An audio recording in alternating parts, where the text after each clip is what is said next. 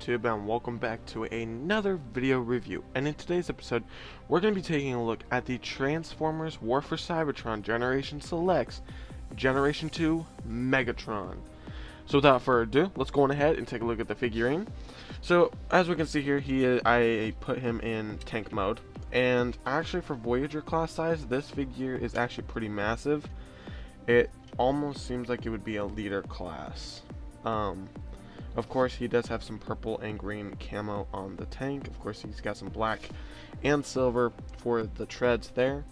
Of course, he does have a couple ports, I think, on each side. I'm not sure what those go to or what those are about. Oh, wait. Yeah, I don't know. I think it's because you can attach different things on the sides.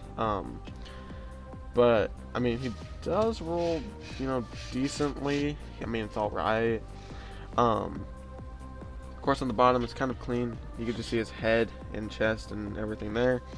And on the front of the tank, it's actually in pretty good shape. It's actually pretty good. You could attach some blast effects on the front if you wanted to. Of course, there's that port right there. It just comes down or up, but I kind of keep mine up just like that. And of course, he has like that green part right here. He does have an orange. I don't know if that's a Decepticon symbol, or, I mean, I've never watched Generation 2. Yeah, I don't even think they made a Generation 2. In my opinion, I mean, I need to go up and take a look at it. I've never really heard of Generation 2 until this figure came out.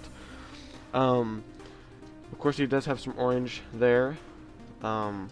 Here, some orange dots there. There's orange dots on that side, but there's no orange dots on that side. I'm guessing these are the grenade launchers or the smoke bomb launchers. Not 100% sure. Of course, his turret can go a full 360. Unfortunately, it cannot look up or down, but of course there's his fusion cannon right here. So yeah, you can see that. But yeah, this it's pretty cool. Of course, there's an accessory back here that kind of covers this up instead of making a huge giant gap. And of course, there's his feet on each side, which I think are supposed to be kind of like a ventilation system for the tank. So, yeah. But other than that, guys, that's roughly about it for tank mode. Let's go on ahead and get him into robot mode. Here we have Megatron in robot mode. And so, I honestly think this figure is pretty nice. I really wish I can get my hands on the Earthrise Megatron, because I'd prefer that more, because to go with my Earthrise Optimus. But, this is pretty cool too. Like I said, there is some pretty good details on this figure. Of course, he does have his, like, sword kind of thing, or spear. There's some nice detail work on there too. I'll go ahead and take that off real quick so I can show you guys if it'll just come off. Come on. Alright, there we go. But yeah, it's basically the front of the tank with the back piece at the bottom, which basically just pegs in the bottom right there.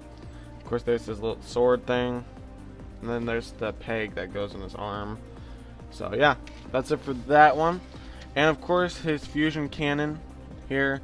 This almost reminds me of the model kit one from Hobby Lobby in a way. I mean, in the way it feels like it, because the way it feels and stuff like that. Of course, it's done in a nice purple plastic too. It has two pegs. I didn't know why at first, but then I realized, oh, it's for robot mode. So yeah, that one there. And that's it for his accessories. And his arms are pretty tight to bend. They're pretty good. His hands are a purple color too. The face sculpt's pretty nice and all. He's got orange eyes instead of red. Then, his head can go really a full 360, but then that gets in the way. Then, everything's in good detail here. I think in the Earthrise there was like yellow and red on there. The legs are pretty good too. I mean, this is exactly the same as Earthrise, and like I think they made 3 different types of Megatrons in the same Earthrise, if I remember right. I'm not 100% sure. But, yeah, his backpack ain't all that big either.